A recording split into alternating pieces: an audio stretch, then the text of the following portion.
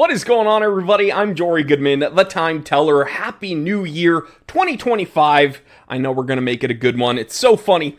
You know, I think at the beginning of 2020, I released a video where I collaborated with other watch YouTubers like Just One More Watch and Teddy Balthazar, and I had them all say, it's 2020, let's get down to business, and we all celebrated this incredible new year, and then of course, you know, the pandemic happened, but I still get comments to this day, people being like, wow, looks like it wasn't that good of a new year, was it? Well, this one, I'm hoping we can actually make it an incredible year. Oh, it's happening again. It is 11:33 a.m. Let's get down to business.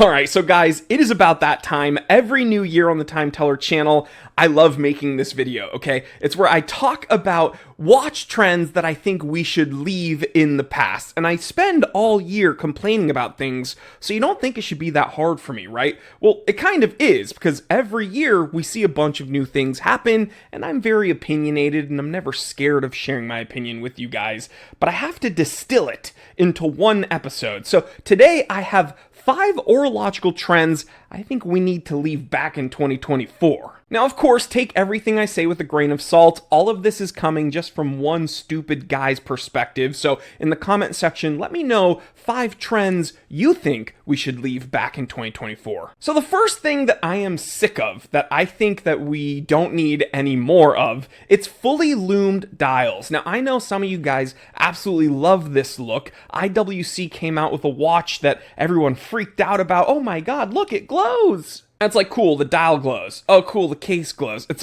enough, dude. All we need is the handset and the indexes.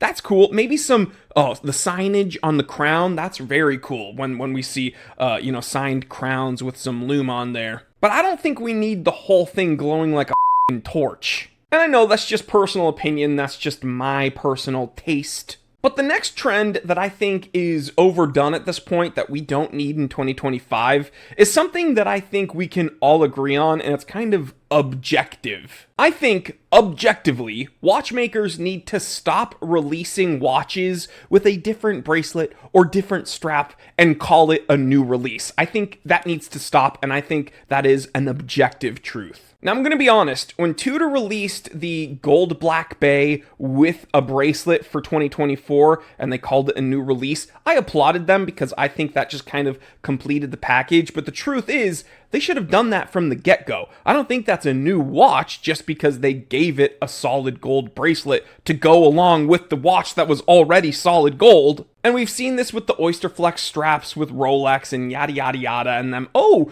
we're releasing the same watch, but now with a Jubilee. It's like, I get it, but that's not a new watch, all right? So for 2025, we need to stop that.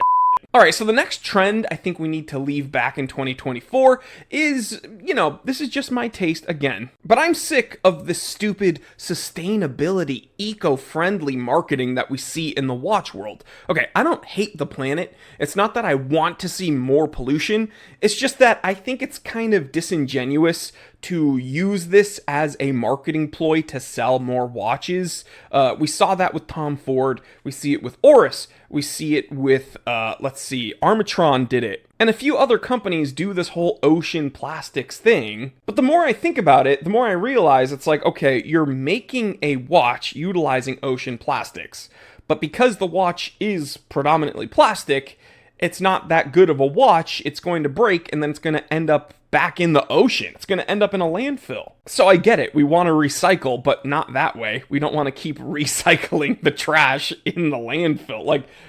Just make a good watch. And I think Oris did it best, where not the whole watch was made of plastic. It just had a plastic inlay on the, case back or something like that. But I'm sick of this whole eco, ocean, plastic watch trend. I think we're done with that. And speaking of literal disposable garbage, Swatch brand collabs. Now, what do I mean by this? Am I sick of Swatch Group watches? No, absolutely not. I think Mito is still an unsung hero of Swatch Group. I think there are many, many Swatch Group brands that are having a little bit of a renaissance, and I think we can applaud them for that. But I think that, you know, they already kind of jumped the shark releasing so many freaking moon swatches. And then with the 50 fathoms, you know, I think we're done, right? I'd be interested to see what else they could do. What are they going to do? Like a Breguet collab? I doubt it, but I wouldn't put it past them. These are selling like hotcakes, and they're not very expensive to produce. So I could totally see them trying to do another cash grab in that way. But I think that it's lazy. I think that it is just you're making little toys, right? You've already done it. We did it. We did it over the span of a year. We don't need any more of that. And I think that the hype around them is a net negative. It's not a net positive. And speaking of feeling kind of light and cheap, carbon cases. Okay, I think they look cool sometimes, but I've complained about this in years past where it's like, okay, ceramic, are we done yet?